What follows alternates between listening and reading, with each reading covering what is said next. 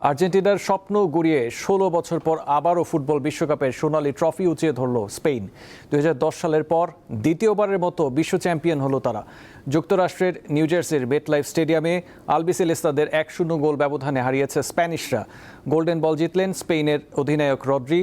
১০ গোল করে golden boot পেয়েছেন ফ্রান্সের কিলিয়ান এমবাপ্পে, আর গোল্ডেন গ্লাভস জিতেছেন স্পেনের গোলরক্ষক উনাই সিমন।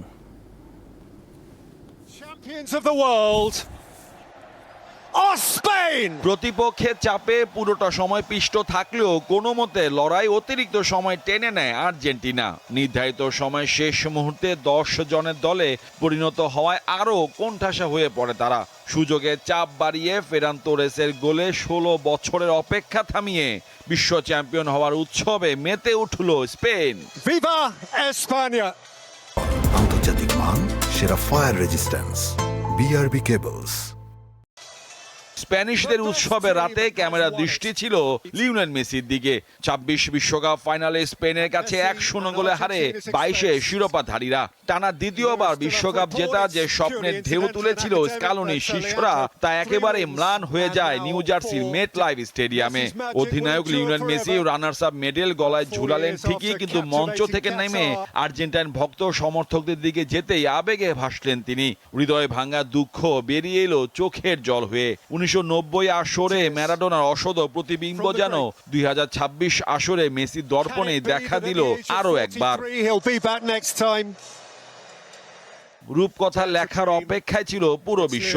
অনেকে তাকিয়েছিলেন শিরোপা লিওনেল মেসির হাতে দেখার জন্য, অনেকে উদযাপনের ঢঙ্গেও ছিলেন, কিন্তু প্রকৃতির বিচার হয়তো তেমনটি চাইনি। ম্যাচের শুরু থেকে ছন্ন ছাড়া ফুটবল খেলে মেসির দল।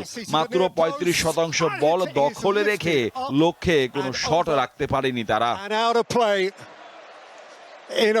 বিপরীতে পুরোটাই দখলে নিয়ে মাঠে বিচরণ ছিল পেদ্রিদের। ১২০ মিনিট খেলে পুরো ম্যাচে ছড়ি ঘুরিয়েছে তারা। একের পর এক আক্রমণ সামলাতে থাকা স্প্যানিশরা কাঙ্ক্ষিত গোল উৎসব করে ১০৬ মিনিটে।